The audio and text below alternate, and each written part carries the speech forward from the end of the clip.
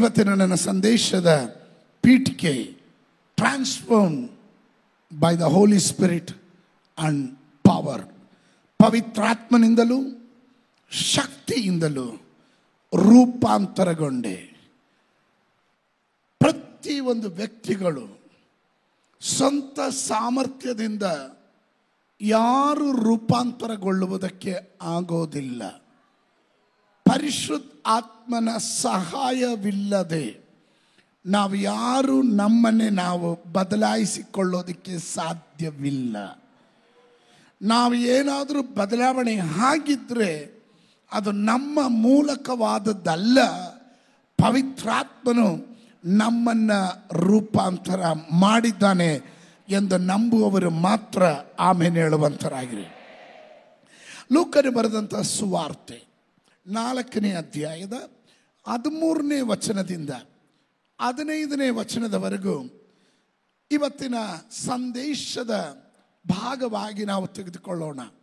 ಸೈತಾನನು ಸಕಲ ವಿಧವಾದ ಶೋಧನೆಯನ್ನು ಮುಗಿಸಿ ಸ್ವಲ್ಪ ಕಾಲ ಆತನನ್ನು ಬಿಟ್ಟು ಹೊರಟು ಹೋದನು. ಅಂಡರ್ಲೈನ್ ಮಾಡ್ಕೊಳ್ಳಿ. ಸ್ವಲ್ಪ ಕಾಲ ಆತನನ್ನು ಬಿಟ್ಟು ಹೊರಟು ಹೋದನು. ತರುವಾಯ ಯೇಸು ಪವಿತ್ರಾತ್ಮನ ಶಕ್ತಿಯಿಂದ ಕೂಡಿದವನಾಗಿ ತಿರುಗಿ ಗಲೀಲಕ್ಕೆ ಹೋದನು. ಅಂಡರ್ಲೈನ್ ಮಾಡ್ಕೊಳ್ರಿ. ತಿರುಗಿ ಗಲೀಲಕ್ಕೆ ಹೋದನು. ಆತನ ಸುದ್ದಿಯು ಸುತ್ತಲಿರುವ ಪ್ರಾಂತ್ಯದಲ್ಲೆಲ್ಲ ಹಬ್ಬಿಕೊಂಡಿತು. ಆತನು ಅವರ ಸಭಾಮಂದಿರಗಳಲ್ಲಿ ಬೋಧಿಸುತ್ತಾ ಬಂದನು. ಎಲ್ಲರೂ ಆತನನ್ನು ಹೊಗಳಿದರು. ಈ ಭಾಗದಲ್ಲಿ ನಾವು 14ನೇ ವಾಕ್ಯವನ್ನು ಓದುವಾಗ, ತರುವಾಯ ಯೇಸು ಪವಿತ್ರಾತ್ಮನ ಶಕ್ತಿಯಿಂದ ಕೂಡಿದವನಾಗಿ ತಿರುಗಿ ಗಲೀಲಕ್ಕೆ ಹೋದನು. ತಿರುಗಿ ಜೀಸಸ್ ರಿಟರ್ನ್ಡ್. ಆತನು ತಿರುಗಿ ಬಂದನು. ಅವನು ತಿರುಗಿ ಬಂದಿದ್ದು ಒಂದು ಭೌಗೋಳಿಕವಾದಂಥ ಒಂದು ಕಾರ್ಯವಲ್ಲ. ವೇದ ಪಾಂಡಿತ್ಯರು ಅದರ ಕುರಿತು ಹೀಗೆ ಹೇಳ್ತಾರೆ, ಯೇಸುವಿನ ಜೀವನದ ಒಂದು ಹೊಸ ತಿರುಗುವಿಕೆಯಾಗಿತ್ತು, ಶಿಫ್ಟ್ ಆಗಿತ್ತು, ಚೇಂಜ್ ಆಗಿತ್ತು. ಆತನ ಜೀವನದ ಒಂದು ನೂತನವಾದ ಕಾರ್ಯ ಆರಂಭಿಸುವ ಗಳಿಗೆ ಆಗಿತ್ತು, ಅಥವಾ ಹೊಸ ಅಧ್ಯಾಯವನ್ನು ಆರಂಭಿಸುವ ಸಂದರ್ಭವಾಗಿತ್ತು ಎಂದು ನಾವು ಕಾಣ್ತೇವೆ. ಈ ವಾಕ್ಯದಲ್ಲಿ 5 ಕಾರ್ಯಗಳನ್ನು ನಾವು ಗಮನಿಸ್ಬೋದು. ಒಂದು, ಸೈತಾನನು ಸಕಲ ವಿಧ ಶೋಧನೆಯನ್ನು ಮುಗಿಸಿ ಸ್ವಲ್ಪ ಕಾಲ ಆತನನ್ನು ಬಿಟ್ಟು ಹೊರಟನು. 2, ತರುವಾಯ ಯೇಸು ಪವಿತ್ರಾತ್ಮನ ಶಕ್ತಿಯಿಂದ ಕೂಡಿದವನಾಗಿ ತಿರುಗಿ ಗಲೀಲಕ್ಕೆ ಹೋದನು.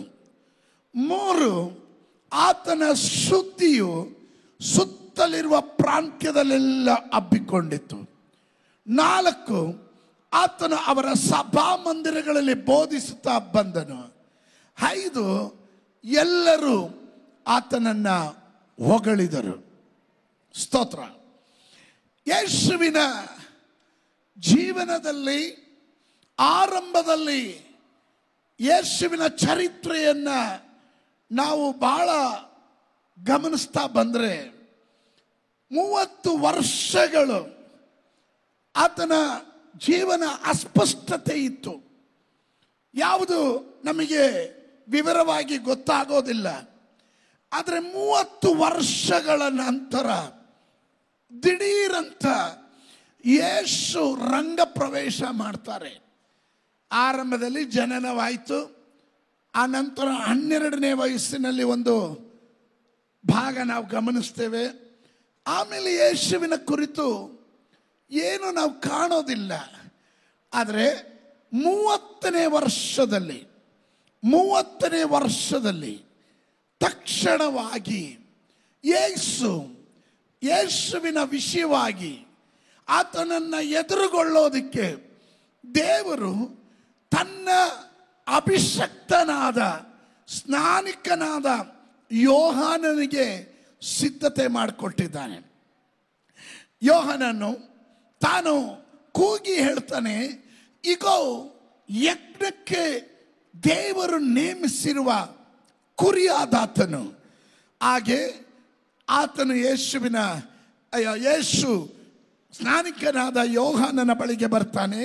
ಸ್ನಾನಿಕನಾದ ಯೋಹಾನನ ಕೈ ಕೆಳಗಡೆ ದೀಕ್ಷಾ ಸ್ನಾನ ಹೊಂದೋದಕ್ಕೆ ಬಯಸುವಾಗ ಸ್ನಾನಿಕನಾದ ಯೋಹಾನನು ಹೇಳ್ತಾನೆ, ಸ್ವಾಮಿ, ನಾನು ನಿನ್ನಿಂದ ದೀಕ್ಷಾ ಸ್ನಾನ ಹೊಂದುವುದು ಒಳ್ಳೆಯದು, ಆದರೆ ನೀನು ನನ್ನಿಂದ ದೀಕ್ಷಾ ಸ್ನಾನ ಹೊಂದುವುದು ಸರಿಯಲ್ಲ ಅಂತ ಹೇಳುವಾಗ, ಸತ್ಯಕ್ಕೆ ಹೀಗೆ ಒಪ್ಪಿಕೋ, ಎಲ್ಲ ನೀತಿಯು ನೆರವೇರಬೇಕು ಅಂತ ಹೇಳಿ ಯೇಸು ಸ್ವಾಮಿ ಸ್ನಾನಿಕನಾದ ಯೋಹಾನನ ಕೈ ಕೆಳಗಡೆ ಯೋರ್ದಾನ್ ನದಿಯಲ್ಲಿ ತಾನು ದೀಕ್ಷಾ ಸ್ನಾನ ಹೊಂದುತ್ತಾನೆ. ಆ ನಂತರ ಪರಲೋಕ ತೆರೆಯಲ್ಪಡುತ್ತದೆ. ಅಲ್ಲಿಂದ ಆಕಾಶವಾಣಿ ಆಗುತ್ತದೆ, ಇವನು ನನ್ನ ಪ್ರಿಯ ಕುಮಾರನಾಗಿದ್ದಾನೆ, ಇವನಲ್ಲಿ ನಾನು ಒಲಿದಿದ್ದೇನೆ ಎಂದು. ಹಲ್ಲೆಲೂಯ. ಆಕಾಶವಾಣಿ ಆಗುತ್ತದೆ. ಪರಲೋಕದಿಂದ ಪರಿಶುದ್ಧಾತ್ಮನು ಪಾರಿವಾಳದ ರೂಪದಲ್ಲಿ ಆತನ ಹೆಗಲ ಮೇಲೆ ಬಂದು ಕುಳಿತುಕೊಳ್ಳುತ್ತಾನೆ. ಇದೆಲ್ಲ ಸಂದರ್ಭ ನಮಗೆ ಗೊತ್ತಿರುವಂಥದ್ದೇ ಆಗಿದೆ. ಪ್ಲೇಸ್, ಪರಲೋಕದಿಂದ ಒಂದು ಶಬ್ದ ಕೇಳಿದೆ, ಈಸ್ ಮೈ ಬಿಲಾವೆಡ್ ಸನ್, ಆತನು ನನ್ನ ಪ್ರಿಯ ಕುಮಾರನಾಗಿದ್ದಾನೆ. ಈ ವಾರ್ತೆಯೆಲ್ಲ ಕೇಳುವಾಗ ನನ್ನ ಜೀವನದಲ್ಲಿ ಅನೇಕ ಪ್ರಶ್ನೆಗಳು ಬಂತು. ಯೇಸು ಸ್ವಾಮಿ ಎಲ್ಲಿಗೆ ವಾಪಸ್ ಬರ್ತಾ ಇದ್ದಾನೆ? ಈಸ್ ಕಮಿಂಗ್ ಬ್ಯಾಕ್ ಟು ಗಲೀಲಿಯಕ್ಕೆ ಬರ್ತಾ ಇದ್ದಾನೆ. ನೀವು ಚೆನ್ನಾಗಿ ಅರ್ಥ ಮಾಡ್ಕೊಬೇಕು. ನಾಸ್ರಿತ್ ಎನ್ನೋದು ಯೇಸುವಿನ ತನ್ನ ಹೋಮ್ ಟೌನ್, ಹುಟ್ಟು ಊರಾಗಿದೆ. ಗಲೀಲಿಯದಲ್ಲಿ ತಾನು ಬೆಳೆದು ಬರ್ತಾ ಇದ್ದಾನೆ, ಅಲ್ಲಿ ಬೆಳೆದವನಾಗಿದ್ದಾನೆ. ಅದರಲ್ಲಿ ತಿರುಗಿ ಗಲೀಲಕ್ಕೆ ಹೋದನು ಅಂದರೆ ಪ್ರತ್ಯೇಕತೆ ಏನು ಕಾಣೋದಿಲ್ವಲ್ಲ ಅಂತ ನಾವು ಬಯಸ್ತೇವೆ. ಆದರೆ ಇವತ್ತು ಪರಿಶುದ್ಧಾತ್ಮ ನನಗೆ ಜನರಿಗೆ ಹೇಳೋದಕ್ಕೆ ಹೇಳಿದನು, ನನ್ನ ಜನರಿಗೆ ಹೇಳು, ಕೆಲವೊಂದು ರೊಟೀನ್ ಆಗಿ ನಡೀತಿರುವ ಕಾರ್ಯಗಳು, ವಾಡಿಕೆ ಪ್ರಕಾರ ನಡೀತಿರುವ ಕಾರ್ಯಗಳು, ಯಾವುದು ಹೊಸತನ ಇಲ್ಲದೆ ಇದ್ರೂ ಸಹ ನಿಮಗೆ ಎಲ್ಲ ಹಳೇ ರೀತಿಯಲ್ಲೇ ಹೋಗ್ತಾ ಇದೆ ಅಂತ ಅನಿಸಿದ್ರು ಇವತ್ತು ಪರಿಶುದ್ಧಾತ್ಮನು ನಿಮಗೆ ಆಲೋಚನೆ ಹೇಳಕ್ಕೆ ಹೇಳಿದನು. Hallelujah. You are returning to your call. ನಿಮ್ಮ ಕರೆಗೆ ತಕ್ಕ ಹಾಗೆ ನೀವು ಹಿಂತಿರುಗಿ ಬರ್ತಾ ಇದ್ದೀರಾ, ವಾಪಸ್ ಬರ್ತಾ ಇದ್ದೀರಾ. ನಿಮ್ಮ ಆಶೀರ್ವಾದದ ಕಡೆಗೆ ನೀವು ತಿರುಗಿ ಬರ್ತಾ ಇದ್ದೀರಾ. ಯಾರಾದ್ರೂ ಗಟ್ಟಿ ಹೇಳ್ರಿ, ನಾನು ಎಲ್ಲೂ ತಪ್ಪಿ ಹೋಗಿಲ್ಲ, ಲೇಟ್ ಆಯ್ತು ಅಂತ ನಾನು ಚಿಂತೆ ಮಾಡ್ತಾ ಇದ್ದೆ, ಏನು ಕರ್ತನೆ ನನ್ನ ಜೀವನದಲ್ಲಿ ಏನು ನಡೀತಾ ಇಲ್ಲ. ದೇವರು ಮರೆತು ಹೋಗಿಲ್ಲ. ನಿನ್ನ ಕರೆಗೆ ತಕ್ಕ ಹಾಗೆ, ನಿನ್ನ ಮೇಲಿರುವ ವಾಗ್ದಾನಕ್ಕೆ ತಕ್ಕ ಹಾಗೆ, ನಿನ್ನ ಮೇಲಿರುವ ಆಶೀರ್ವಾದಕ್ಕೆ ತಕ್ಕ ಹಾಗೆ ಪರಲೋಕದ ದೇವರು ನಿನ್ನನ್ನು ವಾಪಸ್ ಕರ್ಕೊಂಡು ಬರ್ತಾ ಇದ್ದಾನೆ. ನೋ ಮ್ಯಾಟರ್ ನಿನ್ನ ಜೀವನದಲ್ಲಿ ಯಾವ ಮಂಡಳದಲ್ಲಿ ಏನೇನು ಸಂಭವಿಸ್ತೋ ನನಗೆ ಗೊತ್ತಿಲ್ಲ. You are coming back. ಪಕ್ಕದಲ್ಲಿ ಇರೋರಿಗೆ ಐ ಆಮ್ ರಿಟರ್ನಿಂಗ್ ಬ್ಯಾಕ್, ನಾನು ಹಿಂತಿರುಗಿ ಬರ್ತಾ ಇದ್ದೇನೆ. ಗಟ್ಟಿಯಾಗಿ ಹೇಳ್ರಿ. It was just like beginning in my life. ನನ್ನ ಜೀವನದ ಆರಂಭ ಎನ್ನೋ ರೀತಿಯಲ್ಲೇ ದೇವರ ಪದ್ಧತಿಗಳಿಗೆ ನಾನು ವಾಪಸ್ ಬರ್ತಾ ಇದ್ದೆ. ಒಂದನೇದಾಗಿ ದೇವರ ಆತ್ಮ ನನಗೆ ಹೇಳಕ್ಕೆ ಹೇಳಿದನು, God will bring you back to the purpose and the glory that you had. ನಿನ್ನ ಜೀವನದಲ್ಲಿ ದೇವರು ಯಾವ ಉದ್ದೇಶಕ್ಕಾಗಿ ಪರಲೋಕದ ದೇವರು ನಿನ್ನನ್ನು ಕರೆದನು, ತಾಯಿಯ ಗರ್ಭದಲ್ಲಿ ನಿನ್ನನ್ನು ಆದುಕೊಂಡನು. ಕೆಲವರಿಗೆ ಅರ್ಥ ಆಗಲಿಲ್ಲ. ಕಮಾನ್, ತಾಯಿಯ ಗರ್ಭದಲ್ಲಿ ಕೇವಲ ಪಿಂಡವಾಗಿರುವಾಗ ನಿನ್ನ ಆರಂಭದ ದಿವಸವನ್ನ, ನಿನ್ನ ಕೊನೆಯ ದಿವಸವನ್ನ ತನ್ನ ಪುಸ್ತಕದಲ್ಲಿ ಬರೆದಿರುವ ಕಡೆಗೆ ದೇವರು ನಿನ್ನನ್ನು ವಾಪಸ್ ಕರ್ಕೊಂಬರ್ತಾ ಇದ್ದಾನೆ. ಅಲ್ಪ ಕಾಲ ನೀನು ಮರೆಯಾಗಿದ್ದೆ, ಅಲ್ಪ ಕಾಲ ನೀನು ಪಿಕ್ಚರ್ ಅಲ್ಲಿ ಇರಲಿಲ್ಲ, ಅಲ್ಪ ಕಾಲ ನೀನು ಯಾರು ಅಂತ ಯಾರಿಗೂ ಗೊತ್ತಿರಲಿಲ್ಲ. ಆದ್ರೆ ಇವತ್ತು ಕೂಗಿ ಹೇಳು, ಲೋಕ ಅರಿಯತಕ್ಕಂತೆ, ಲೋಕ ಕಾಣತಕ್ಕಂತೆ ಯಾವುದೆಲ್ಲ ತೊಂದರೆಗಳಲ್ಲಿ ನಾನು ಹಾದು ಹೋದನೋ, ಏನೆಲ್ಲ ಕಾರ್ಯಗಳು ನಡೀತೋ ನನಗೆ ವಿಷಯ ಅಲ್ಲ. ಆದರೆ ನಾನು ವಾಪಸ್ ಹಿಂತಿರುಗಿ ಬರ್ತೇನೆ, ವಾಪಸ್ ಹಿಂತಿರುಗಿ ಬರ್ತೇನೆ. Hallelujah, hallelujah. ಕರಗಳನ್ನೆತ್ತಿ ಪ್ರಾರ್ಥಿಸ್ರೆ ಒಂದು ನಿಮಿಷ. ನಾನು ವಾಪಸ್ ಬರ್ತಾ ಇದ್ದೇನೆ. I am returning to my call. ಕೆಲವರ ಕರೆಯನ್ನು ಮರ್ತಿರಬಹುದು, ಕೆಲವರನ್ನ ಪರಿಸ್ಥಿತಿಗಳು ಅದನ್ನು ಬಿಟ್ಟಿರಬಹುದು, ಕೆಲವರ ಕರೆಯನ್ನು ಮರೆತು, ಕೆಲವರ ಜವಾಬ್ದಾರಿಯನ್ನು ಮರೆತು, ದೇವರು ಕರೆದ ಉದ್ದೇಶವನ್ನು ಮರೆತು ಓಡುತ್ತಾ ಇದ್ದಂಥವರು, ಸ್ವಬುದ್ಧಿಯಲ್ಲಿ ಓಡಿದವರು, ಸ್ವಂತ ಜೀವನದಲ್ಲಿ ತೊಡಗಿಸ್ಕೊಂಡವರು, ಸ್ವಕಾರ್ಯಗಳಲ್ಲಿ ತೊಡಗಿಸ್ಕೊಂಡವರು, ಇವತ್ತು ದೇವರ ಆತ್ಮನ ಹೇಳ್ತಾ ಇದ್ದಾನೆ, ನೀನು ಹಿಂತಿರುಗಿ ಬರುವ ಸಮಯವಾಯಿತು, ಆ ಸೀಸನ್ ಹತ್ತಿರವಾಯಿತು. ಇವತ್ತು ಯಾರಾದ್ರೂ ಹೇಳ್ರಿ, ಐ ಆಮ್ ರಿಟರ್ನಿಂಗ್, ನಾನು ವಾಪಸ್ ಬರ್ತಾ ಇದ್ದೇನೆ, ತಿರುಗಿ ತಿರುಗಿ ತಿರುಗಿ ಬರ್ತಾ ಇದ್ದೇನೆ. ಹಾಗಾದ್ರೆ Yesu return, Jesus return, what does it mean? ಏನು ಅದರ ಅರ್ಥ? ಅದರ ಅರ್ಥ ಏನು? ಅವನು ಗಲೀಲಕ್ಕೆ ವಾಪಸ್ ಬರ್ತಾ ಇದ್ದಾನೆ, ಅವನು ನಜರೇತಿಗೆ ವಾಪಸ್ ಬರ್ತಾ ಇದ್ದಾನೆ. ಗಲೀಲಿಯ ಅವನು ಬೆಳೆದಂಥ ಸ್ಥಳ, ನಜರೇತು ಅವನ ಹುಟ್ಟು ಊರಾಗಿದೆ. ಅವನ ಸಹೋದರರು ಅಲ್ಲಿ ವಾಸ ಮಾಡ್ತಿದ್ದಾರೆ, ತಂದೆ ತಾಯಿಗಳು ವಾಸ ಮಾಡ್ತಾ ಇದ್ದಾರೆ. ಅಲ್ಲಲ್ಲಿಯ ಇವನು ಬಡಗಿಯ ಮಗನಲ್ಲವೋ, ಇವನು ನಮ್ಮ ಮಧ್ಯದಲ್ಲಿ ಇದ್ದವನಲ್ಲವೋ ನೀವು ತಿಳ್ಕೊಳ್ಬಹುದು. ಅಲ್ಲಲ್ಲಿಯ ಹಿಂತಿರುಗಿ ಬರೋದಂದ್ರೆ ಅಲ್ಲಲ್ಲಿಯ ತೀರ ಅದೇ ಹಳೆ ಜೀವನಕ್ಕೆ ವಾಪಸ್ ಬರ್ತಾ ಇದ್ದೀರಾ, ಅದೇ ಹಳೆ ಅಲ್ಲಲ್ಲಿಯ ಸ್ತೋತ್ರ ಕಾರ್ಯಗಳಲ್ಲಿ ನೀವು ಮುಂದುವರಿಯುವಂತೆ ಸಾಮಾನ್ಯವಾದದಕ್ಕೆ ಹಿಂತಿರುಗುತ್ತಾ ಇರುವ ಹಾಗೆ, ರೊಟೀನ್ ಆಗಿರುವಂಥ, ವಾಡಿಕೆಯಾಗಿರುವಂಥ ಆ ಕಡೆಗೆ ಹಿಂತಿರುಗಿ ಬರುವ ಆ ರೀತಿಯಲ್ಲಿ, ದೈನಂದಿನ ಜೀವಿತಕ್ಕೆ ಹಿಂತಿರುಗಿ ಬರೋ ರೀತಿಯಲ್ಲಿ, ಸೇಮ್ ಪ್ರಾಬ್ಲಮ್, ಸೇಮ್ ಜನ, ಸೇಮ್ ಸಭೆ, ಸೇಮ್ ಜನ, ಅವರ ಮಧ್ಯದಲ್ಲಿ ಅದೇ ರೀತಿ ಜೀವನ, ಅದೇ ರೀತಿ ರೊಟೀನ್ ಆಗಿರೋ, there is nothing change. ಏನು ಬದಲಾವಣೆ ಇಲ್ಲ. ಕೆಲವರು ಕುಳಿತಿರೋದು ನೋಡಿದಾಗಲೇ ನನಗೆ ಅರ್ಥ ಆಯಿತು. ಎಷ್ಟು ಪ್ರಸಂಗ ಕೇಳ್ತೀವಿ, ಎಷ್ಟು ಆಲೋಚನೆ ಕೇಳ್ತೀವಿ, ಆದರೂ ಜೀವನದಲ್ಲಿ ಏನು ಬದಲಾವಣೆ ಇಲ್ಲ. ಸೇಮ್ ಜೀವನ, ಸೇಮ್ ರೀತಿಯಲ್ಲಿ ಬದುಕ್ತಾ ಇದ್ದೀವಿ. ಸ್ತೋತ್ರ ಹೇಳ್ದೆ ಇದ್ದಾಗ ನನಗೆ ಅರ್ಥ ಆಯಿತು, ಸ್ತೋತ್ರ ಹೇಳ್ದೆ ಇದ್ದಾಗ ನನಗೆ ಅರ್ಥ ಆಯಿತು.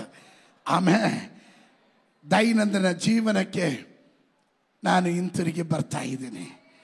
ಆಗೆಲ್ಲ ನಿಮಗೆ ತೋರ್ಬೋದು ನೀವು ಹಿಂತಿರುಗಿ ಬರ್ತಾ ಇರೋದು ಏನು ಅಸ್ತಿತ್ವದಲ್ಲಿತ್ತೋ ಅದರ ಕಡೆಗೆ ಹಿಂತಿರುಗಿ ಬರ್ತಾ ಇಲ್ಲ. ಆದರೆ ಈ ಸಾರಿ ಹಿಂತಿರುಗಿ ಬರೋದು ಸಮಥಿಂಗ್. ಪ್ರತಿ ಸಂದರ್ಭದಲ್ಲೂ ಒಂದೊಂದು ಬಾರಿಯೂ ಆಲೋಚನೆ ಕೇಳುವಾಗ ಸಮಥಿಂಗ್ ಎಕ್ಸ್ಪೆಕ್ಟೇಷನ್ ದೊಡ್ಡದಿರುತ್ತೆ, ದೊಡ್ಡ ಎಕ್ಸ್ಪೆಕ್ಟೇಷನ್ ಇರುತ್ತೆ. ಆಮೇಲೆ ಇವತ್ತು ನಾನು ವಾಪಸ್ ಹಿಂತಿರುಗಿ ಬರುವಾಗ ನನ್ನ ಒಳಗಡೆ ಒಂದು ಚಿಂತೆ ಇದೆ. ಸೇಮ್ ಅದೇ ಜಾಗಕ್ಕೆ ವಾಪಸ್ಸು ಯೇಸು ಸ್ವಾಮಿ ಸೈತಾನನಿಂದ ಪರಿಶೋಧನೆಗೆ ಒಳಪಟ್ಟು 30 ವರ್ಷಗಳ ನಂತರ ತನ್ನ ಸೇವೆಗೆ ಬರುವಾಗ ದೀಕ್ಷಾಸ್ನಾನ ಹೊಂದಿ ಪವಿತ್ರಾತ್ಮನ ಭರಿತನಾಗಿ ಅವನು ಸೇವೆಗೆ ಒಂದು ಒಳ್ಳೆ ಸ್ಟೇಜು, ದೊಡ್ಡ ಕ್ರೂಸೈಡು ಎಲ್ಲ ಓಪನ್ ಆಗುತ್ತೆ ಅಂತ ನೋಡಿದಾಗ ಸೈತಾನ ಹೇಳಿದನು, ಬಾ ನಾನು ನಿನ್ನನ್ನು ಪರಿಶೋಧನೆ ಮಾಡಬೇಕು. Praise God. ಅವನ ಎಕ್ಸ್ಪೆಕ್ಟೇಷನ್ಗಿಂತ 40 ದಿವಸ ಅವನಿಗೆ ಪರಿಶೋಧನೆ ಉಂಟಾಯಿತು. ಕಮಾನ್, ಪರಿಶೋಧನೆ ಉಂಟಾಯಿತು. 40 ದಿವಸ ಅವನು ಸೈತಾನನಿಂದ ಪರೀಕ್ಷಿಸಲ್ಪಟ್ಟವನು, ಪರಿಶೋಧನೆಗೆ ಒಳಪಟ್ಟನು. ಆ ನಂತರ ನಾವು ಓದಿದ ವಾಕ್ಯದಲ್ಲಿ ಕಾಣುತ್ತವೆ, ಸ್ವಲ್ಪ ಕಾಲಕ್ಕೆ ಸೈತಾನನು ಅವನನ್ನು ಬಿಟ್ಟು ಹೋದನು. ಹಲ್ಲೆಲೂಯಾ. ಇದರ ಮಧ್ಯದಲ್ಲಿ ಪರಿಶೋಧನೆಗಳಲ್ಲಿ ಹಾದು ಹೋದವರು, ಪ್ರತಿಕೂಲಗಳಲ್ಲಿ ಹಾದು ಹೋದವರು, ಇಕ್ಕಟ್ಟುಗಳಲ್ಲಿ ಹಾದು ಹೋದವರು, ನಿಮ್ಮ ಮೇಲೆ ಒಂದು ಕರೆ ಇದೆ, ನಿಮ್ಮ ಮೇಲೆ ಒಂದು ವಾಗ್ದಾನ ಇದೆ, ನಿಮ್ಮ ಮೇಲೆ ದೇವರ ಅಭಿಷೇಕ ಇದೆ. ಆದರೂ ಪರಿಶೋಧನೆ ನಿಮ್ಮನ್ನು ಬಿಡಲಿಲ್ಲ, ಪರೀಕ್ಷೆ ನಿಮ್ಮನ್ನು ಬಿಡಲಿಲ್ಲ, ಸೈತಾನ್ ನಿಮ್ಮನ್ನು ಬಿಡಲಿಲ್ಲ, ನಿಮ್ಮನ್ನು ಬಾಧಿಸೋದಕ್ಕೆ ನೋಡಿದನು. ಆದರೆ ಪರಿಶೋಧನೆಗಳ ಮಧ್ಯದಲ್ಲೇ ಗೆದ್ದು ಬರಲಿಕ್ಕೆ ಪವಿತ್ರಾತ್ಮನು ನಿನ್ನ ಜೊತೆಯಲ್ಲೇ ಇದ್ದನು.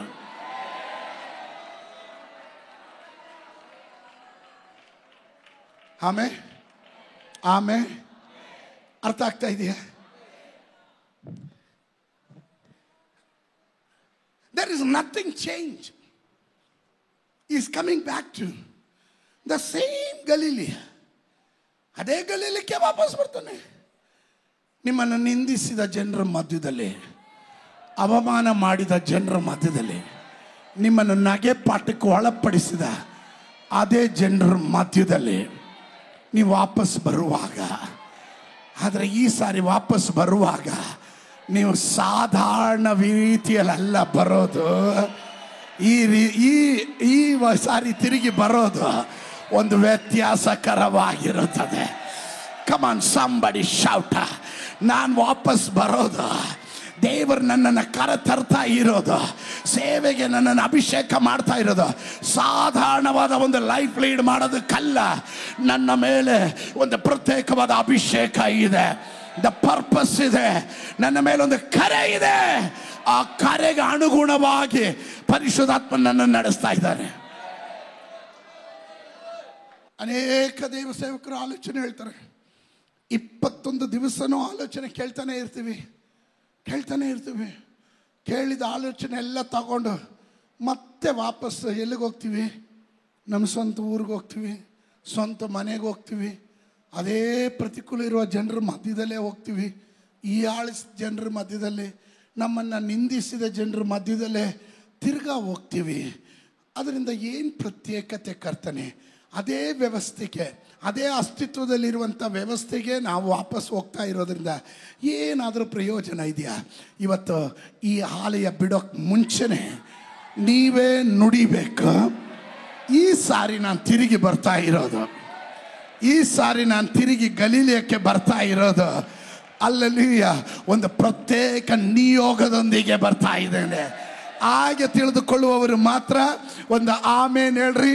ಪರಿಶುದ್ಧಾತ್ಮ ನನಗೆ ಹೇಳೋದಕ್ಕೆ ಹೇಳಿದನು, ಈ ಸಾರಿ ಇದರ ಒಳಗಡೆ ಉಪವಾಸ ಪ್ರಾರ್ಥನೆಗೆ ವಿವಿಧ ಜಿಲ್ಲೆಗಳಿಂದ ಬಂದವರು, ವಿವಿಧ ತಾಲೂಕುಗಳಿಂದ ಬಂದವರು ಹಿಂತಿರುಗಿ ಹೋಗುವಾಗ ನೀವು ಸಾಧಾರಣ ಬಂದವರ ರೀತಿಯಲ್ಲಿ ಹಿಂತಿರುಗಿ ಹೋಗೋದಿಲ್ಲ.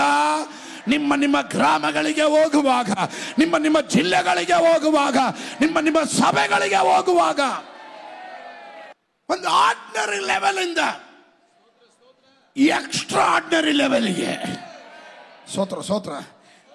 ನನಗೆ ಪರಿಶುದ್ಧಾತ್ಮನು ಹೇಳಿದ್ದನ್ನು ನಾನು ಹಾಗೆ ಬರೆದಿಟ್ಟಿದ್ದೀನಿ ಇದರಲ್ಲಿ. ಸ್ತೋತ್ರ. ಒಂದು ಆರ್ಡಿನರಿ ಲೆವೆಲ್ ಇಂದ ನಿನ್ನನ್ನು ನೋಡುವವರಿಗೆ ಗೊತ್ತಾಗುತ್ತೆ ಸಮಥಿಂಗ್ ಚೇಂಜ್.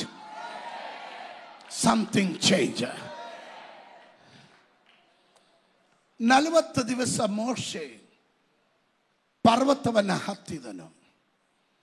ಮೋಶೆಯ ಬಳಿಯಲ್ಲಿ ರಹಸ್ಯ ಮಾತನಾಡೋದಕ್ಕೆ ದೇವರು ಹೇಳಿದನು, ಏರಿ ಬಾ, ನೀನು ಬೆಟ್ಟವನ್ನು ಹತ್ತಿ ಬಾ, ನಾನು ನಿನ್ನ ಹತ್ರ ಮಾತನಾಡಬೇಕು, ನಾನು ನಿನ್ನೊಟ್ಟಿಗೆ ಮುಖಾಮುಖಿಯಾಗಿ ಮಾತನಾಡಬೇಕು. Praise God. ಅವನು ದೇವರ ಸನ್ನಿಧಾನದಲ್ಲಿ ಕುಳಿತನು. 40 ದಿವಸಗಳು ಉಪವಾಸ ಇರಬಹುದು. ಅವನು ಊಟ ಮಾಡಲಿಲ್ಲ, ನೀರು ಕುಡಿಲಿಲ್ಲ. ಆದರೂ ಅವನ ಚರ್ಮ ಪ್ರಕಾಶವಾಯಿತು. ಅವನ ಕೆಳಗಡೆ ಇಳಿದು ಬರುವಾಗ ಅವನ ಮುಖ ನೋಡಿದವರಿಗೆ ಎಲ್ಲರಿಗೂ ಗೊತ್ತು, ಸಾಧಾರಣವಾಗಿ ಹೋದವನು ಅಸಾಧಾರಣವಾದ ರೀತಿಯಲ್ಲಿ ಇಳಿದವ. ನೀನು ವಾಪಸ್ಸು ಬರುವಾಗ ದೇವರು, God is giving a chance to you. ಒಂದು ರಿಪೆಂಟ್ ಆಗುವವರಿಗೆ, ಪಶ್ಚಾತ್ತಾಪ ಪಡೋರಿಗೆ. ಕೆಲವರು ಮೊಂಡ್ರಾಗಿದ್ದಾರೆ, ಅವರಿಗಿದು ಅನ್ವಯಿಸೋದಿಲ್ಲ. ಪಶ್ಚಾತ್ತಾಪ ಪಟ್ಟು ತಪ್ಪನ್ನು ತಿದ್ಕೊಂಡು ದೇವರ ಸನ್ನಿಧಾನದಲ್ಲಿ ಅಡ್ಡ ಬೀಳುವವನು ನಂಬರ್ 1.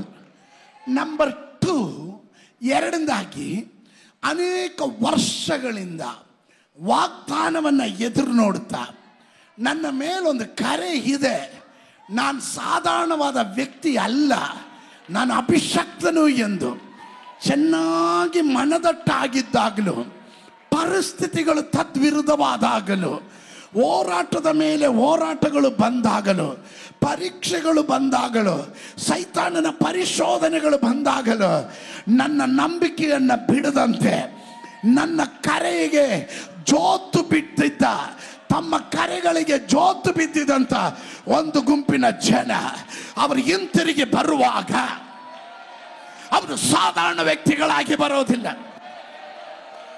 ನಾನು ಹೇಳೋದು ನಿಮಗೆ ಅರ್ಥ ಆಗ್ತಾ ಇದೆಯಾ? 3 ಕಾರ್ಯಗಳು ನೆನಪಿನಲ್ಲಿ ಇಟ್ಕೊಳ್ರಿ. God will speak to you each and every person.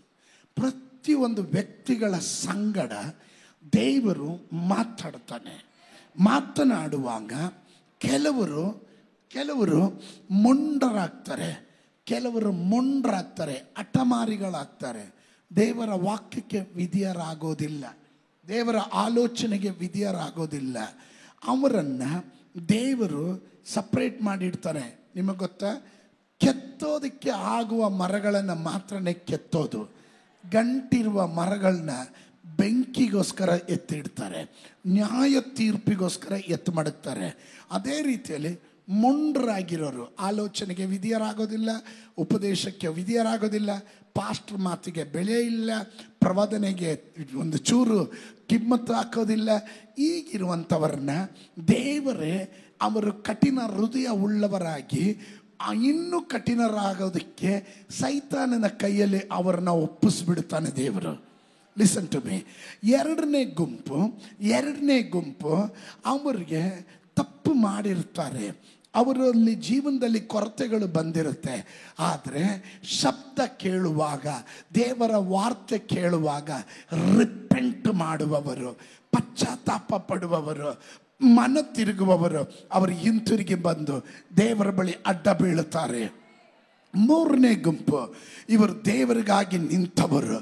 ಜನನದಿಂದಲೇ ಅವರಿಗೆ ಗೊತ್ತು, ನನ್ನ ಮೇಲೊಂದು ಕರೆ ಇದೆ, ನನ್ನ ಮೇಲೊಂದು ಅಭಿಷೇಕ ಇದೆ, ನನಗೆ ದೇವರ ವಾಗ್ದಾನ ಇದೆ, ನಾನು ಸಾಧಾರಣ ವ್ಯಕ್ತಿ ಅಲ್ಲ, ನನ್ನನ್ನು ದೇವರು ಆರಿಸ್ಕೊಂಡಿರೋದು ಅಸಾಧಾರಣವಾದ ಕಾರ್ಯಗಳನ್ನು ಮಾಡೋದಕ್ಕೆ ಎಂದು ನಂಬಿರುವವರು.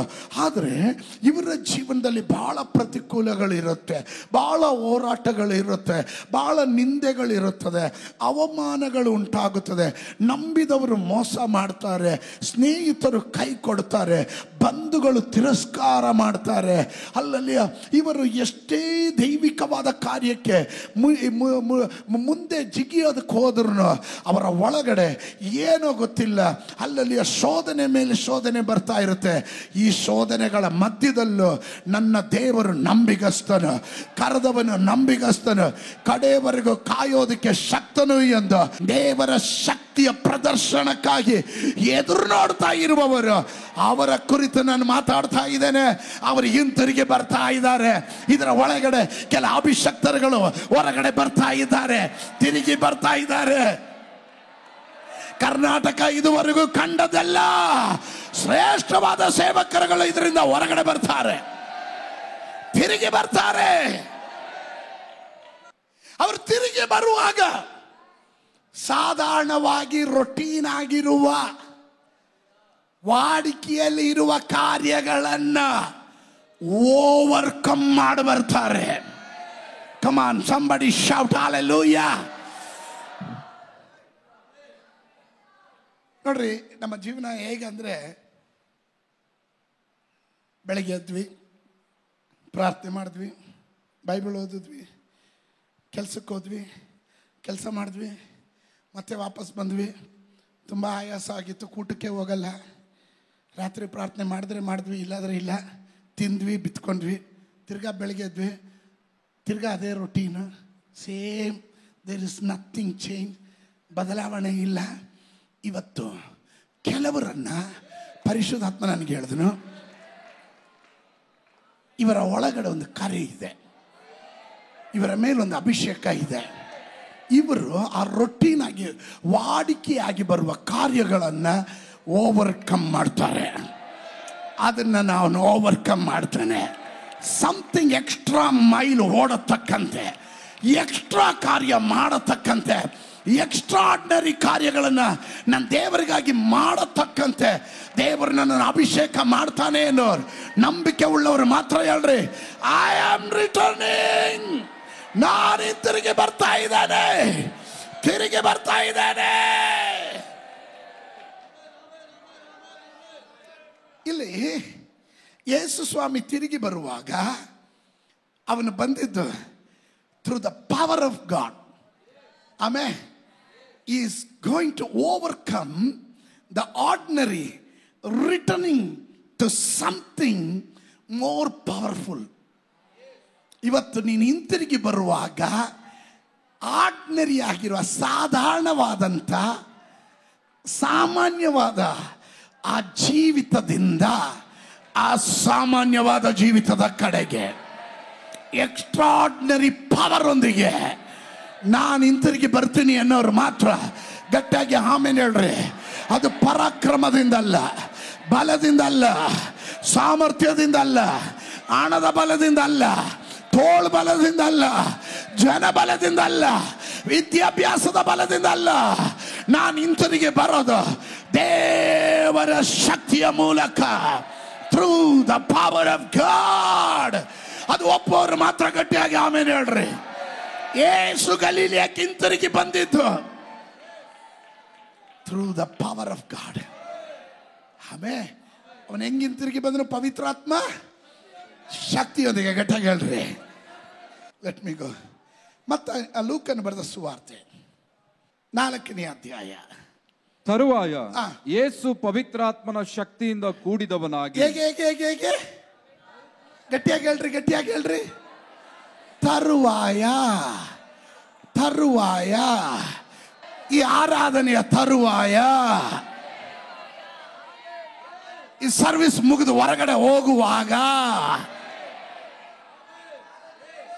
ಪಾಸ್ಟರ್ ರವಿ ಮಣಿ, ನಿಮ್ಮ ಹೆಸರು ಬೇಕಾದ್ರೆ ನೀವು ಹೇಳ್ಕೊಡ್ರಿ. ಪಾಸ್ಟರ್ ರವಿ ಮಣಿ ಪವಿತ್ರಾತ್ಮನ ಶಕ್ತಿಯಿಂದ ಕೂಡಿದವನಾಗಿ, ಶಕ್ತಿಯಿಂದ ಕೂಡಿದವನಾಗಿ. ಎಷ್ಟು ಜನ ಹೇಳ್ತೀರಾ ಪವಿತ್ರಾತ್ಮನ ಶಕ್ತಿಯಿಂದ ಕೂಡಿದವನಾಗಿ? Listen listen listen. ಭಾನುವಾರ ವಿಶ್ವಾಸಿಗಳು ವರ್ಷಗಟ್ಟಲೆ ನಾವು ಸಭೆಗೆ ಬರ್ತಾನೆ ಇದು, ವರ್ಷಾನುಗಟ್ಲೆಯಿಂದ ಸಭೆಗೆ ಬರ್ತಾ ಇದ್ದೀವಿ. ರುಟೀನ್ ಆಗ್ಬಿಟ್ವಿ. ಪಾರಂಪರ್ಯ ವಿಶ್ವಾಸಿ, ಚರ್ಚ್ಗೆ ಹೋಗಿಲ್ಲ ಅಂದರೆ ಏನಪ್ಪ, ಯಾಕೋ ಮೂಡ ಇರಲ್ಲ. ಭಾನುವಾರ ಆದರೆ ಚರ್ಚ್ಗೆ ಹೋಗ್ಬಿಡ್ಬೇಕು, ಮಿಕ್ಕಿದ ದಿನ ಹೋಗಲಿಲ್ಲ ಆದರೂ ಪರವಾಗಿಲ್ಲ ಎನ್ನೋ ಭಾವನೆಯಲ್ಲಿರುವಂಥ ರೊಟೀನ್ ಆಗಿರುವ ಕೆಲ ವಿಶ್ವಾಸಿಗಳು. ಆಮೇಲೆ ಆದರೆ ನಿನ್ನೆ ನಾನು ಹೇಳಿದೆ, ಪವಿತ್ರಾತ್ಮನ ಶಕ್ತಿ ಒಂದು ಕೋಲಿನ ಮೇಲೆ ಇಳಿದ್ರೆ, ಆ ಕೋಲು ಚಾಚಿದ್ರೆ ಸಾಕು ಕೆಂಪು ಸಮುದ್ರ ವಿಭಾಗವಾಗ್ತಾ ಇತ್ತು. ಒಂದು ಮರದ ತುಂಡಿನ ಮೇಲೆ ದೈವ ಶಕ್ತಿ ಇಳಿದ್ರೆ ಅದು ನಷ್ಟವಾದ ಕೊಡಲಿಯನ್ನು ಮೇಲಕ್ಕೆ ತಗೊಂಬರುತ್ತೆ. ಅದೇ ಮರದ ತುಂಡಿನ ಮೇಲೆ ದೈವ ಶಕ್ತಿ ಇಳಿದ್ರೆ ಮಾರದ ಅನುಭವಗಳನ್ನು ಸಿಹಿಯಾಗಿ ದೇವರು ಮಾಡ್ತಾನೆ ಅಂತ. ಹಾಗಾದರೆ ಇವತ್ತು ಅದೇ ದೈವ ಶಕ್ತಿ ನಿನ್ನ ಮೇಲೆ ಇಳಿದು ಬಂದರೆ ನೀನು ಹೋಗುವ ಸ್ಥಳಗಳಲ್ಲೆಲ್ಲ ನೀನು ಯಾರು ಅಂತಲ್ಲ, ನಿನ್ನ ಮೇಲಿರೋ ಅಭಿಷೇಕ ಏನು, ನಿನ್ನ ಮೇಲಿರೋ ಕರೆ ಏನು ಅಂತ ಜನ ಅರಿಯತಕ್ಕಂತೆ.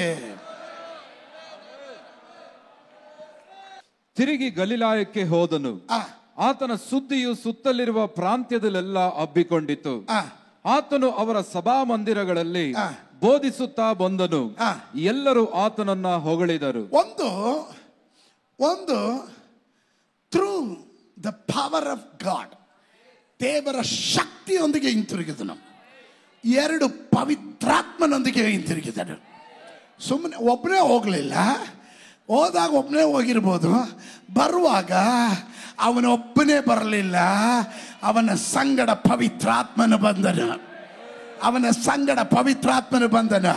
ಇವತ್ತು ನೀನು ವಾಪಸ್ಸು ಈ ಆರಾಧನೆ ಮುಗಿಸ್ಕೊಂಡು ಹಿಂತಿರುಗಿ ಹೋಗುವಾಗ ಒಂಟಿಯಾಗಿ ಹೋಗೋದಿಲ್ಲ. ನಿನ್ನ ಜೊತೆಯಲ್ಲಿ ಪವಿತ್ರಾತ್ಮನ ಜೊತೆಯಲ್ಲೇ ಬರ್ತಾನೆ. ಪವಿತ್ರಾತ್ಮನ ಜೊತೆಯಲ್ಲಿ ಬರ್ತಾನೆ. ನಂಬೋರು ಮಾತ್ರ ಆಮೇಲೆ ಹೇಳ್ರಿ. ಅರ್ಥ ಆದವ್ರು ಮಾತ್ರ ಆಮೇಲೆ ಹೇಳ್ರಿ. ಅರ್ಥ ಆದವ್ರು ಮಾತ್ರ ಆಮೇಲೆ ಹೇಳ್ರಿ. ಆಮೇ ಆಮೇ.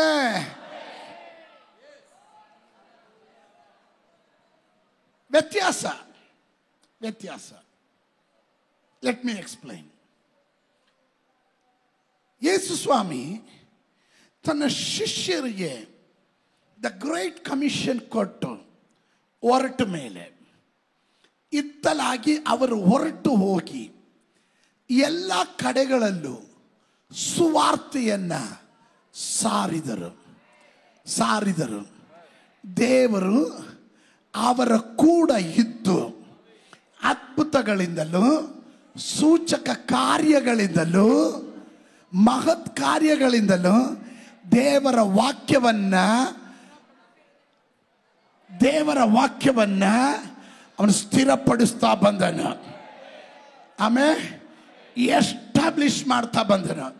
ಹಾಗಾದ್ರೆ ದೇವರ ಆತ್ಮನ ನನಗೆ ಹೇಳಿದನು, ತಿರುಗಿ ಬರುವಾಗ ದೈವ ಶಕ್ತಿ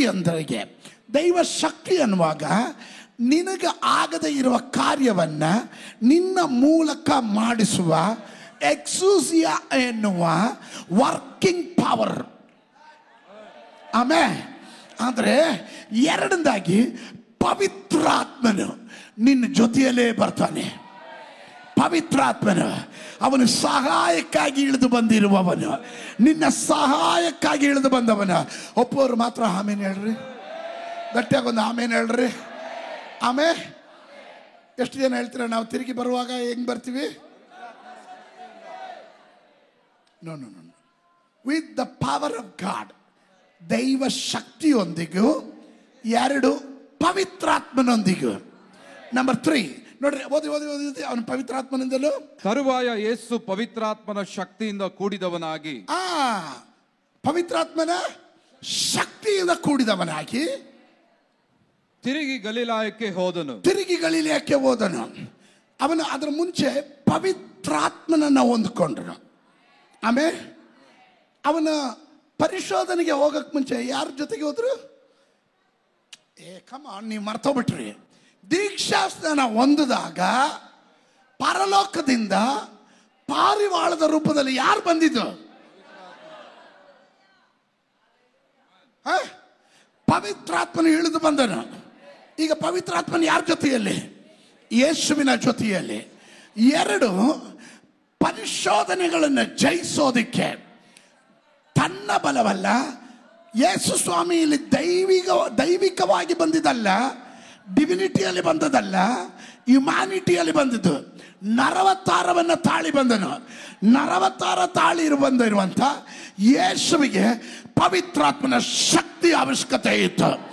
ನರರಾಗಿರೋ ನಮಗೆ ಪವಿತ್ರಾತ್ಮನ ಶಕ್ತಿ ಅವಶ್ಯಕತೆ ಇದೆ. ವ್ಯಕ್ತವಾಗಿ ಅರ್ಥ ಮಾಡ್ಕೊಳ್ರಿ. ಆಮೇಲೆ ಅವನು ತಿರುಗಿ ಬರುವಾಗ ಪವಿತ್ರಾತ್ಮನೊಂದಿಗೂ ಪವಿತ್ರಾತ್ಮನ ಶಕ್ತಿಯೊಂದಿಗೂ ಬಂದನು. ಅವನ ಸುದ್ದಿ ಎಲ್ಲ ಕಡೆಗಳಲ್ಲೂ ಹಬ್ಬಿತು. ನಿನ್ನ ಒಳಗಡೆ ಪವಿತ್ರಾತ್ಮನ ಬಂದರೆ, ನಿನ್ನ ಸೇವೆಯಲ್ಲಿ ಪವಿತ್ರಾತ್ಮನ ಶಕ್ತಿಯ ಪ್ರದರ್ಶನ ಪ್ರಕಟವಾದರೆ, ನಿನ್ನ ಸುದ್ದಿ ಲೋಕದ ಎಲ್ಲ ಕಡೆಗಳಲ್ಲೂ ಹಬ್ಬುವಂಥದ್ದಾಗಿದೆ. ಕಳೆದ 30 ವರ್ಷಗಳು ಯೇಸುವಿನ ಜೀವಿತದ ಅಸ್ಪಷ್ಟತೆ ಇತ್ತು. ಏನು ಗೊತ್ತಿಲ್ಲ. ಎಲ್ಲಿ 12ನೇ ವಯಸ್ಸಿನಲ್ಲಿ ಆತನು ದೇವಾಲಯದಲ್ಲಿ ಕಾಣಿಸ್ಕೊಂಡು, ಅದಾದ್ಮೇಲೆ ಏನು ಚರಿತ್ರೆಗಿಲ್ಲ, ಎಲ್ಲಿದ್ದಾರೆ ಅಂತ ಗೊತ್ತಿಲ್ಲ. ಆಮೇಲೆ ಜನ ಹೇಳ್ತಾ ಇದ್ದಾರೆ, ಯಾವಾಗ ಇವನ ಕುರಿತು ಇವನ ವಾರ್ತೆ ಎಲ್ಲ ಕಡೆ ಹಬ್ಬದಾಗ ಜನ ಹೇಳಿದ್ರು, ಇವನು ಬಡಗಿಯ ಮಗನಲ್ಲವೋ, ಇವನ ಸಹೋದರರು ನಮ್ಮ ನಡುವೆ ಇಲ್ವಾ? ಅರೆ ಗೆಟಿಂಗ್ ನಾನು ಹೇಳೋದು ನಿಮ್ಗೆ ಅರ್ಥ ಆಗ್ತಾ ಇದೆಯಾ? ನೀವು ಕುಂತಿರೋದು ನೋಡಿದ್ರೆ ಏನು ಅರ್ಥ ಆಗದಿರೋ ಥರ. Come on, respond to me. ಅರ್ಥ ಆಗ್ತಾ ಇದೆಯಾ? ನಿಮಗೆ ಅರ್ಥ ಆಗ್ತಾ ಇದೆಯಾ? ಆದರೆ ಸಾಧಾರಣವಾದ ಅದೇ ರೊಟೀನ್ ಆಗಿರುವ ಅದೇ ಕಡೆಗೆ ಅವನು ವಾಪಸ್ ಬರುವಾಗ ಈ ಸಾರಿ ಸ್ವಲ್ಪ ವ್ಯತ್ಯಾಸವಾಗಿ ಬರ್ತಾ ಇದ್ದಾನೆ. ಈ ಸಾರಿ ಬರೋದು ಇವನ ಕುರಿತು ವಾರ್ತೆಗಳು ಲೋಕ ಎಲ್ಲ ಹಬ್ಬುತ್ತಾ ಇದೆ. ಎಲ್ಲ ಕಡೆಗಳಲ್ಲಿ ಅವನ ಹೆಸರು ಏನಾಯಿತು? ಹಬ್ಬಿತು. ಓದಿದಿ. ತಿರುಗಿ ಗಲಿಲಾಯಕ್ಕೆ ಹೋದನು. ಆತನ ಸುದ್ದಿಯು ಸುತ್ತಲಿರುವ ಪ್ರಾಂತ್ಯದಲ್ಲೆಲ್ಲ ಹಬ್ಬಿಕೊಂಡಿತ್ತು. ಆತನ ಸುದ್ದಿಯು ಸುತ್ತಲಿರುವ ಪ್ರಾಂತ್ಯದಲ್ಲೆಲ್ಲ ಹಬ್ಬಿತು. ಹಾಗಾದ್ರೆ ಇವತ್ತು ನಾನು ನಿಮಗಾಗಿ ಪ್ರಬೋಧಿಸ್ತೇನೆ. ಈ 21 ದಿವಸ ಉಪವಾಸ ಮುಗಿಸ್ಕೊಂಡು ಹೋಗುವ ಪ್ರತಿಯೊಂದು ದೇವ ಮಕ್ಕಳ ಸುದ್ದಿ ಅವರು ಇರುವ ಏರಿಯಾಗಳಲ್ಲಿ, ಅವರು ಹೋಗುವ ಸ್ಥಳಗಳಲ್ಲಿ, ನೆಂಟರುಗಳ ಮಧ್ಯದಲ್ಲಿ, ಸ್ವಂತ ಜನರ ಮಧ್ಯದಲ್ಲಿ, ಊರವರು ಮಾತನಾಡತಕ್ಕಂತೆ ಇವನಲ್ಲಿ ಏನೋ ವಿಶೇಷತೆ ಇದೆ. ಅದು ಬಯಸೋರು ಯಾರಾದರೂ ಇದರ ಒಳಗಡೆ ಇದ್ರೆ ಸೈತಾನನ ದವಡೆ ಎಲುಬು ಮುರಿಯೋ ಹಾಗೆ ಒಂದು ಸ್ತೋತ್ರ ಹೇಳ್ರಿ. ಹಲ್ಲೆಲೂಯಾ. ಕೆಲವರು ಸೆಟ್ಲ್ ಆಗ್ಬಿಟ್ರು, ಲೈಫ್ ಸೆಟ್ಲ್ ಆಗ್ಬಿಡ್ತು, ಕಂಬ ತರ ಕೂತವೆ. ಇವ್ರು ಸೆಟ್ಲ್ ಆಗಿರೋದ್ರಿಂದ ಜನ ಹೆಂಗ ಹೋಗ್ತಾರೆ ಹೇಳಿ? ಅವರು ಸೆಟ್ಲ್ ಆಗ್ಬಿಡ್ತಾರೆ. ವೆನ್ ಯು ಆರ್ ಗೋಯಿಂಗ್, ನೀನು ಒಂದು ಹಳ್ಳಿಗೆ ಹೋದಾಗ, ಒಂದು ಸ್ಥಳಕ್ಕೆ ಹೋದಾಗ, ಹಲ್ಲೆಲೂಯಾ, ಒಣಗೋಗಿರುವ ನಿನ್ನ ಪ್ರಸಂಗ ಕೇಳಕ್ಕೆಲ್ಲ ಜನ ಬರೋದು, ಪವಿತ್ರಾತ್ಮ ಭರಿತವಾಗಿರುವ ಆ ಪ್ರಸಂಗ ಕೇಳೋದಿಕ್ಕೆ.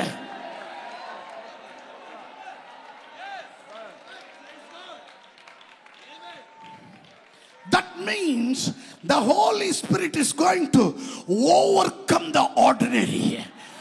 ಸಾಧಾರಣವಾದದನ್ನ ಪರಿಶುದ್ಧಾತ್ಮನು ಅಸಾಧಾರಣವಾಗಿ ರೂಪಾಂತರ ಮಾಡ್ತಾನೆ. ಸಾಧಾರಣವಾದ ನಿನ್ನ ಕುಟುಂಬ, ಸಾಧಾರಣವಾದ ನಿನ್ನ ಸೇವೆ, ಸಾಧಾರಣವಾದ ವ್ಯಕ್ತಿ ನಿನ್ನನ್ನ ಪರಿಶುದ್ಧಾತ್ಮನ ಅಸಾಧಾರಣವಾದ ವ್ಯಕ್ತಿಯಾಗಿ, ಅಸಾಧಾರಣವಾದ ಕುಟುಂಬವಾಗಿ ಹಾಗೆ ಬಯಸುವವರು ಮಾತ್ರ ಗಟ್ಟಿಯಾಗಿ ಒಂದು ದೇವರಿಗೆ ಮಹಿಮೆ ಕೊಡ್ರಿ. 3 ಕಾರ್ಯ ನಡೆಯುತ್ತೆ. ಒಂದು ಗೆಟ್ ರೆಡಿ. 1, ಪವಿತ್ರಾತ್ಮ ನಿಮ್ಮ ಜೊತೆ ಬರ್ತಾನೆ. 2, ಪವಿತ್ರಾತ್ಮನ ಶಕ್ತಿ ಬರುತ್ತೆ. ಮೂರನೇದಾಗಿ ಇದೀರ ನನ್ನ ಜೊತೆ. 32ನೇ ವಾಕ್ಯ, 4:32. ಅಲ್ಲಿ ಸಬ್ಬತ್ ದಿನದಲ್ಲಿ ಅವರಿಗೆ ಉಪದೇಶ ಮಾಡುತ್ತಿರಲು ಆತನ ಮಾತು ಅಧಿಕಾರ ಉಳ್ಳದ್ದಾದ್ದರಿಂದ ಅವರು ಆತನ ಉಪದೇಶಕ್ಕೆ ಆಶ್ಚರ್ಯಪಟ್ಟರು. ಆಮೆನ್. ಮೂರನೇದಾಗಿ, ಇದುವರೆಗೂ ಪ್ರಸಂಗ ಮಾಡಿದ ರೀತಿಯಲ್ಲ, ನೀನು ಈಗ ಪ್ರಸಂಗ ಮಾಡುವಾಗ ಮರ್ಮಗಳು ಹೊರಗಡೆ ಬರುತ್ತೆ. ನಿನ್ನ ಜೊತೆಯಲ್ಲಿ ದೇವರ ವಾಕ್ಯ ಬರುತ್ತೆ. The word of God, ದೇವರ ವಾಕ್ಯ has become alive. ನಿನ್ನ ಜೀವನದಲ್ಲಿ ಅದು ಜೀವ ಉಳ್ಳದಾಗಿ ಬರುತ್ತೆ, ಜೀವ ಉಳ್ಳ ವಾಕ್ಯವಾಗಿ ಬರುತ್ತೆ. ಕೇಳುವವರ ಹೃದಯಗಳಲ್ಲಿ ಅಲುಗು ನೆಟ್ಟಂತೆ ಮಾಡುವ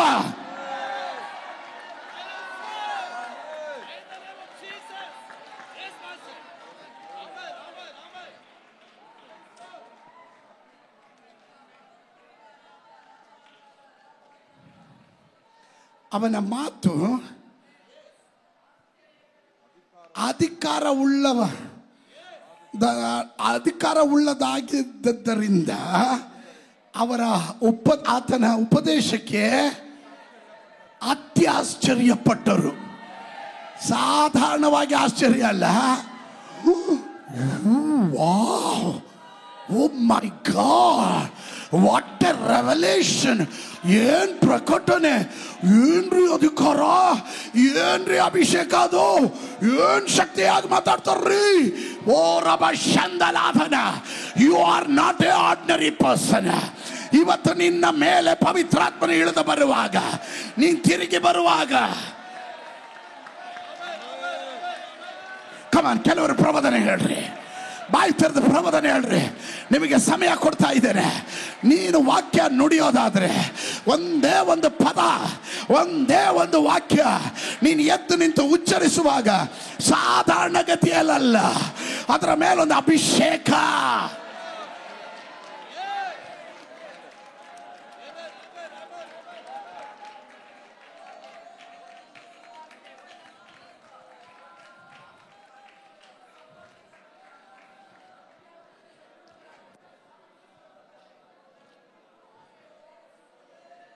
ಪವಿತ್ರಾತ್ಮನ ಬರಕ್ ಮುಂಚೆ ಶಿಷ್ಯರು 3000 ಪ್ರಸಂಗ ಮಾಡಿದ್ರು, 3 ಜನ ರಕ್ಷಣೆ ಹೊಂದಿರಲಿಲ್ಲ. 3000 ಪ್ರಸಂಗ ಮಾಡಿದ್ರು, 3 ಜನ ರಕ್ಷಣೆ ಹೊಂದ್ತಾ ಇರಲಿಲ್ಲ.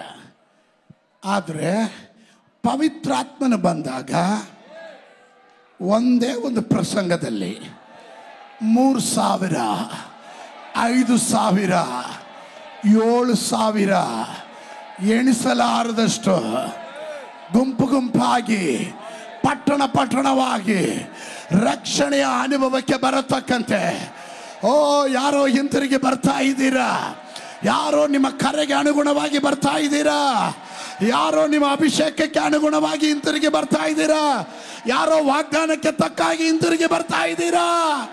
ನಿಮ್ಮ ತಲೆಮಾರು ನಿಮಗಿಂತ ಪ್ರಬಲರಾಗಿರ್ತಾರೆ.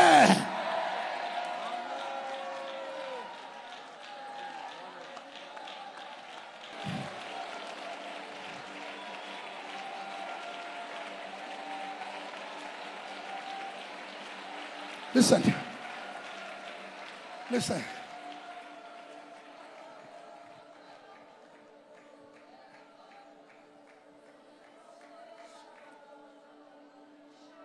ನಜರೇತಿನಿಂದ ಒಳ್ಳೆಯದೇನು ಬರೋದಿಲ್ಲ ಅಂತ ಹೇಳಿದ ಜನರ ಮಧ್ಯದಲ್ಲಿ ಅದೇ ನಜರೇತ್ ಊಟೂರು, ಅದೇ ಬೆಳೆದಂಥ ಗಲೀಲಿಯಾಗೆ ಯೇಸು ಹಿಂತಿರುಗಿ ಬರುವಾಗ ಅಲ್ಪಕಾಲದ ಕಷ್ಟ, ಅಲ್ಪಕಾಲದ ಪರಿಶೋಧನೆ, ಅಲ್ಪಕಾಲದ ಸೈತಾನನ ಪರಿಶೋಧನೆ. ಆದರೆ ಯೇಸು ಪರಿಶೋಧನೆಯಲ್ಲಿ ಸೋತು ಹೋಗಲಿಲ್ಲ. ಅವನ ಪರಿಶೋಧನೆಗಳನ್ನು ಗೆದ್ದಾಗ ಸೈತಾನನು ಸ್ವಲ್ಪ ಕಾಲ ಅವನನ್ನು ಬಿಟ್ಟು ಹೋದ ಮೇಲೆ ಒಂದು, ಈಗ ಜನ ಕಾಣ್ತಾ ಇರೋದೇನು ಗೊತ್ತಾ? ಹೇಯ್, ಸಮಥಿಂಗ್.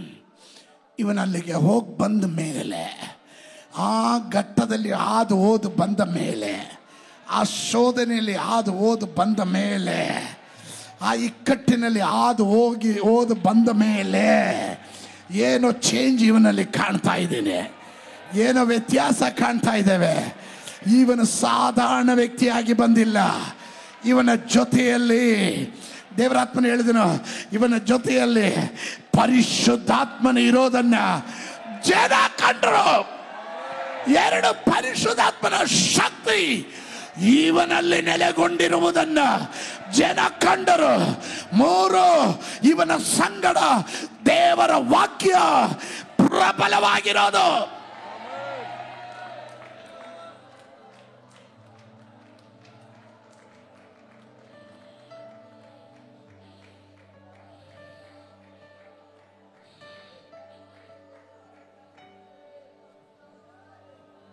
ನಾನು ಹೇಳ್ತಾ ಇಲ್ಲ ನಾಳೆನೇ ನಿಮ್ಮ ಸೇವೆ ಬದಲಾವಣೆ ಆಗ್ಬಿಡುತ್ತೆ, ನಾಳೆನೇ ನೀವು ಭಯಂಕರವಾಗಿ ನಿಮ್ಮನ್ನು ನೋಡಿದವರೆಲ್ಲ ಏನೋ ಭಯಂಕರ ಅಂತ ಹೇಳ್ಬಿಡ್ತಾರಂತ ನಾನು ಹೇಳ್ತಾ ಇಲ್ಲ.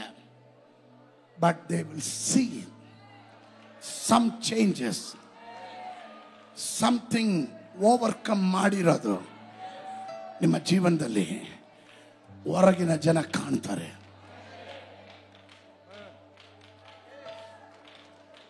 ಅವರು ಮಾತಾಡ್ತಾರೆ.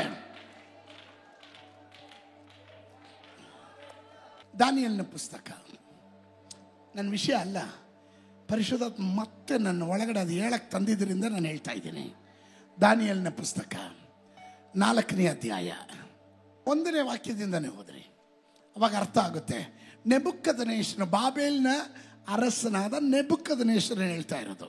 ಲೋಕದಲ್ಲೆಲ್ಲ ವಾಸಿಸುವ ಸಕಲ ಜನಾಂಗ ಕುಲ ಭಾಷೆಯವರಿಗೆ ರಾಜನಾದ ನೆಬೂಕದ್ನೆಚ್ಚರನ ಪ್ರಕಟಣೆ. ಆಮೆನ್. ಯಾರ ಪ್ರಕಟಣೆ ಇದು? ಯಾರ ಪ್ರಕಟಣೆ? ನೆಬೂಕದ್ನೆಚ್ಚರ್, ಬಾಬೇಲ್ನ ಅರಸನಾದ ನೆಬೂಕದ್ನೆಚ್ಚರ್, ಅವನು ಇಸ್ರಾಯೇಲ್ನ ದೇವರ ಕುರಿತು ಹೇಳ್ತಾ ಇದ್ದಾನೆ.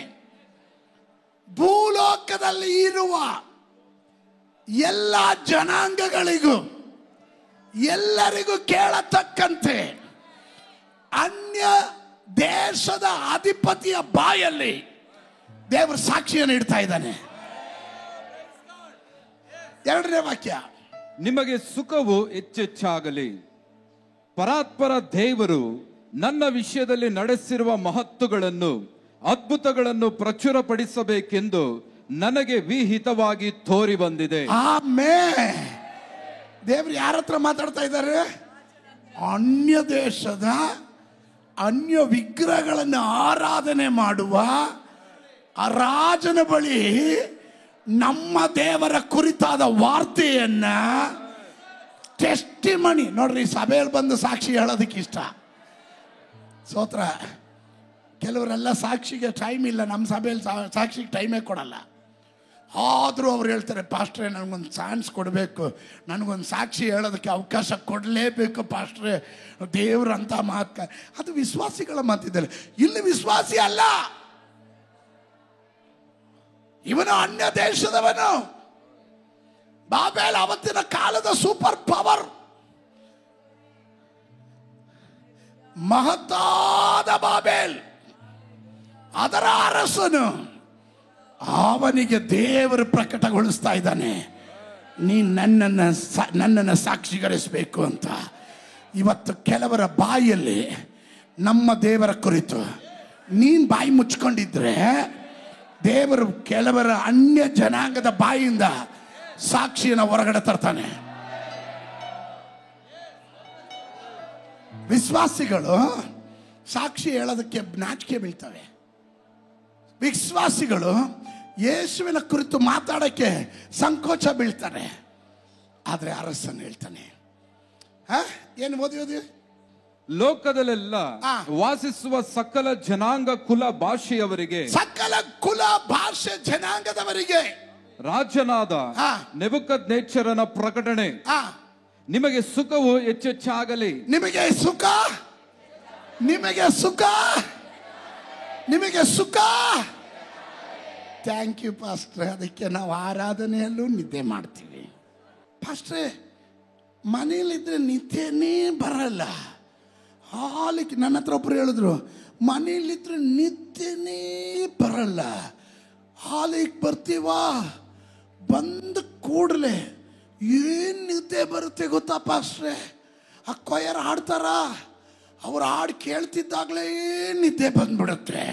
ನಿಮ್ಮ ಪ್ರಸಂಗ ಅಂತೂ ನಮ್ಮನ್ನು ಮಲಗಿಸ್ಬಿಡುತ್ತೆ ಪಾಸ್ಟ್ರೆ. ಸುಖ ಹೆಚ್ಚಾದಾಗ ಹಂಗೆ ಅಮ್ಮ.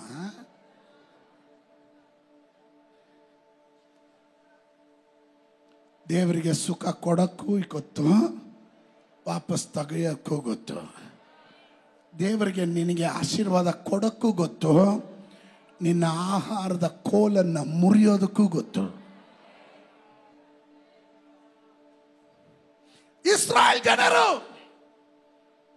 ತಿಂದು ಕೊಬ್ಬದಾಗ ಯಾವ ದೇವರು, ಯಾವ ಆಲಯ, ಯಾವ ಯಾಜಕರು ಕೊಬ್ಬದಾಗ ದೇವರು ಹೇಳಿದ್ರು, ಆವಾಗಲೇ ಶತ್ರುವಿನ ಕೈಗೆ ದೇವರು ಒಪ್ಪಿಸ್ತಾ ಇದ್ರು. 7 ವರ್ಷ, 14 ವರ್ಷ, 18 ವರ್ಷ, 40 ವರ್ಷ, 70 ವರ್ಷ, 400 ವರ್ಷ. ಸೂತ್ರ ಬರದೇ ಇದ್ದಾಗ ನನಗೊಂದು ಸಂಶಯ.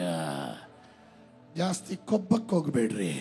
ಸುಖ ಸಿಕ್ಕಿದಾಗ ಆ ಸುಖದಲ್ಲಿ ಮೈ ಮರಿಬೇಡ್ರಿ, ಜವಾಬ್ದಾರಿ ಹೊತ್ಕೊಳ್ರಿ.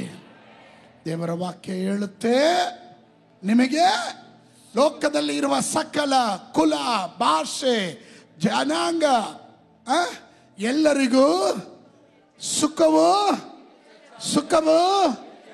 ಹೆಚ್ಚೆಚ್ಚಾಗಲಿ. ಆಮೇಲೆ ಪರಾತ್ಪರ ದೇವರು ನನ್ನ ವಿಷಯದಲ್ಲಿ ನಡೆಸಿರುವ ಮಹತ್ತುಗಳನ್ನು, ಅದ್ಭುತಗಳನ್ನು ಪ್ರಚುರಪಡಿಸಬೇಕೆಂದು. ಯಾರ ವಿಷಯದಲ್ಲಿ? ನನ್ನ ವಿಷಯದಲ್ಲಿ. ಅಂದ್ರೆ ಯಾರು? ಅನ್ಯ ದೇಶದ ಅರಸನ ವಿಷಯದಲ್ಲಿ, ವಿಶ್ವಾಸಿಗಳ ವಿಷಯದಲ್ಲಿ ಅಲ್ಲ.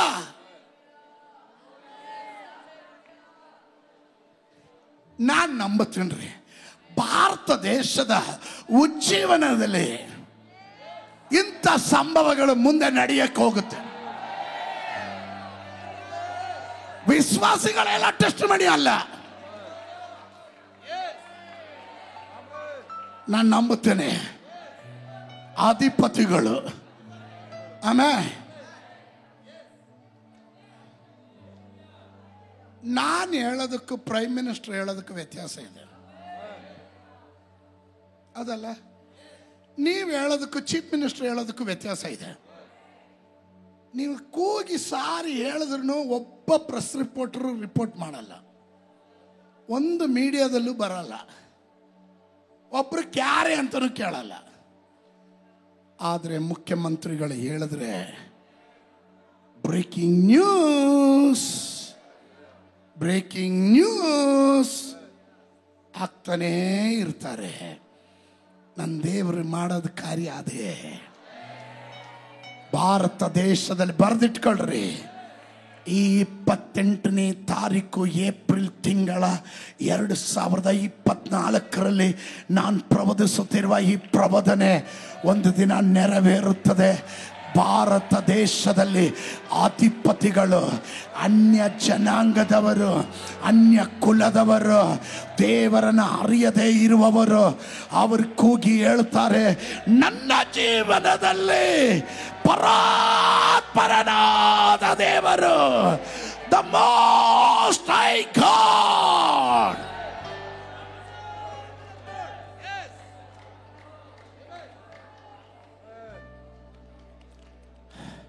ನನ್ನ ಜೀವನದಲ್ಲಿ,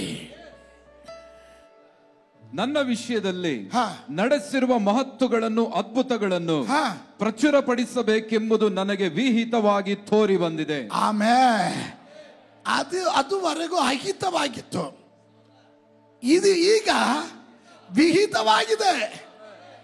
ಆಮೇಲೆ ಅದುವರೆಗೂ ಸ್ತೋತ್ರ, ಅನ್ಯ ದೇವರು, ಅದು ಫಾರಿನ್ ಗಾಡ್. ಈಗ ಅವ್ರಿಗೆ ಅನಿಸುತ್ತೆ ಇದು ವಿಹಿತವಾಗಿದೆ, ಅದು ಅಹಿತ ಅಲ್ಲ, ಅದು ವಿಹಿತವಾಗಿದೆ. ಆತನ ಮಹತ್ತುಗಳು ಎಷ್ಟೋ ಅತಿಶಯ, ಆತನ ಮಹತ್ತುಗಳು, ಆಮೇಲೆ ಆತನ ಅದ್ಭುತಗಳು ಎಷ್ಟೋ ವಿಶೇಷ, ಆತನ ಅದ್ಭುತಗಳು ಎಷ್ಟೋ ವಿಶೇಷ. ಆಮೇಲೆ ಆತನ ರಾಜ್ಯವು ಶಾಶ್ವತ ರಾಜ್ಯ. The king, the pagan king came to know the truth. ನಿಜ ದೇವರ ಕುರಿತು ಅವನಿಗೆ ಅರ್ಥ ಆಯ್ತು. ನಾನು ಎಷ್ಟೇ ಸಿಂಹಾಸನದಲ್ಲಿ ಇದ್ರು ಅಲ್ಲಲ್ಲಿಯ ಒಂದಿನ ನಾನು ಕೆಳಗಡೆ ಇಳಿಬೇಕಾಗುತ್ತೆ. ಆದರೆ ಒಂದು ರಾಜ್ಯ ಇದೆ, ಆ ರಾಜ್ಯ ಶಾಶ್ವತವಾದ ರಾಜ್ಯ. ಆ ರಾಜ್ಯದ ಒಡೆಯನು ಯೇಸು ಸ್ವಾಮಿ ಆಗಿದ್ದಾನೆ. ಅವನ ಆಳ್ವಿಕೆ ನಿರಂತರವಾಗಿರುತ್ತೆ. ಒಬ್ಬರು ಮಾತ್ರ ಆಮೇಲೆ ಹೇಳ್ರಿ. ಈ ದಿವಸಗಳಲ್ಲಿ ರಾಜಪಾಸ್ಟ್ರು ಹೋಗೋ ಕಡೆಗಳಲ್ಲಿ ಜನ ಹೇಳಬೇಕು, ಇಷ್ಟು ದಿನ ರಾಜಪಾಸ್ಟ್ರು ಒಬ್ಬರೇ ಹೋಗ್ತಾ ಇದ್ರು, ಈಗ ಪವಿತ್ರಾತ್ಮನ ಜೊತೆಗೆ ಅದನ್ನ ರಾಜಪಾಸ್ಟ್ರು ಡಂಗೂರ ಬಾರಿಸೋ ಅವಶ್ಯಕತೆ ಇಲ್ಲ, ನೋಡೋ ಜನಕ್ಕೆ ಗೊತ್ತಾಗುತ್ತೆ. ಎರಡು, ಇವರ ಒಳಗಡೆ ಪವಿತ್ರಾತ್ಮನ ಶಕ್ತಿ ಇದೆ, ಶಕ್ತಿ ಇದೆ. 3, ಇವರು ಬಾಯಿ ತೆರೆದರೆ ದೇವರ ವಾಕ್ಯ ಮರ್ಮಗಳು, ಪ್ರಕಟಣೆಗಳು ಇವರ ಬಾಯಿಯಿಂದ ಹೊರಗಡೆ ಬರುತ್ತೆ. ಅದು ನಾನು ಯಾರೋ ದೊಡ್ಡವನಂತ ತೋರಿಸೋದಿಕ್ಕೆ ಸೋಷಿಯಲ್ ಮೀಡಿಯಾಗಳಲ್ಲಿ ನಾನ್ ಮಾಡಿದೆ, ನಾನ್ ಪ್ರಾರ್ಥನೆ ಮಾಡಿದೆ, ಕುಂಟ ಎದ್ದು ಬಂದ, ಕುರುಡ ಎದ್ದು ಕಾಣ್ತಾ ಇದ್ದಾನೆ. ಸ್ತೋತ್ರ. ಏನು ಹೇಳಬೇಕಾಗಿಲ್ಲ. ಸ್ತೋತ್ರ.